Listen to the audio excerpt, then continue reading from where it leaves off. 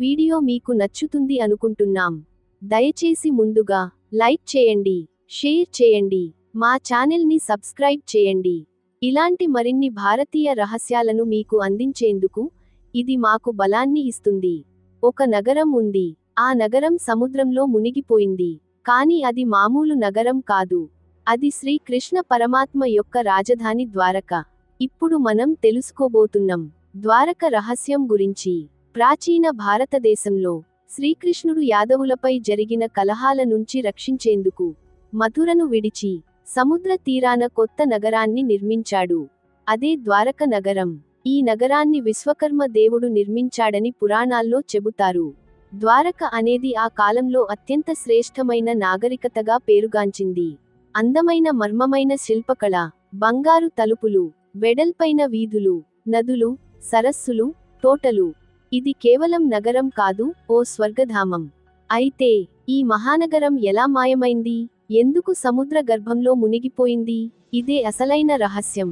మహాభారత యుద్ధం అనంతరం యాదవులు పరస్పర ఘర్షణల్లో నాశనం కావడం వల్ల శ్రీకృష్ణుడు ధారణిని విడిచిన తర్వాత ద్వారక నగరం సముద్రంలో మునిగిపోయింది.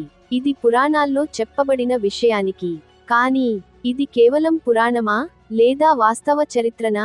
ఇది తెలుసుకునేందుకు భారత ప్రభుత్వ ఆధ్వర్యంలో సముద్రశోధనలు జరిగాయి. ఈ రహస్యాన్ని ఛేదించేందుకు 1980లో భారత ప్రభుత్వ సంస్థ మరైన్ ఆర్కియాలజీ విభాగం పని ప్రారంభించింది. ఆర్కియాలజిస్టు డాక్టర్ శ్రీ రావ్ గారు నేతృత్వంలో గుజరాత్ తీరంలోని సముద్రంలో తొలిసారిగా పెద్ద ఎత్తున పరిశోధన జరిగింది. సబ్మెరైన్ సోనార్, సాంప్లింగ్ ట్యూబ్లు, రిమోట్ అండర్వాటర్ కెమెరాలతో సముద్ర గర్భంలోని గంజామాటిని తవ్వుతూ చక్కటి నిర్మాణ శైలిలో ఉన్న రాళ్ల గోడలు, సమాంతర వీధులు, ప్రాచీన సముద్రతీరాల అవశేషాలు బయటపడ్డాయి.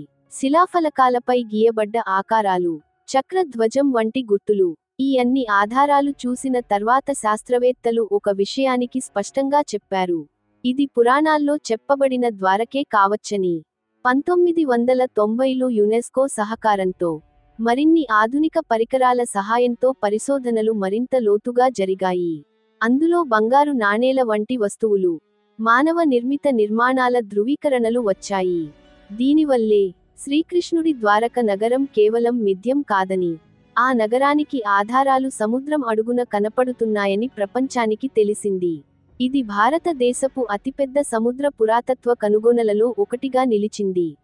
ద్వారక పురాణం కేవలం కథ కాదు, అది నిజంగా జరిగిన చరిత్ర.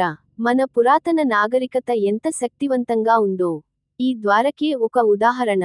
ఇప్పటికీ ఆ మిగిలిన నిర్మాణాలు సముద్రంలో కనిపిస్తూనే ఉన్నాయి. పూర్తిగా అన్వేషణ చేయలేదు, ఎందుకంటే అది సముద్రపు గర్భంలో ఉండే ఒక రహస్య భూభాగం. ద్వారక నగరం అంత మాయమైన మన హృదయాల్లో మిగిలిపోయింది. శ్రీకృష్ణుడు నివసించిన స్థలంగా ద్వారక శాశ్వతంగా నిలిచిపోయింది. ఇంకా ఇలాంటి అద్భుతమైన భారతీయ రహస్యాల కోసం మా ఛానల్ని వెంటనే సబ్స్క్రైబ్ చేయండి. ఈ వీడియో మీకు నచ్చితే లైక్ చేయండి, షేర్ చేయండి, మరియు మీ అభిప్రాయాన్ని కామెంట్లో తెలియజేయండి. ధన్యవాదాలు.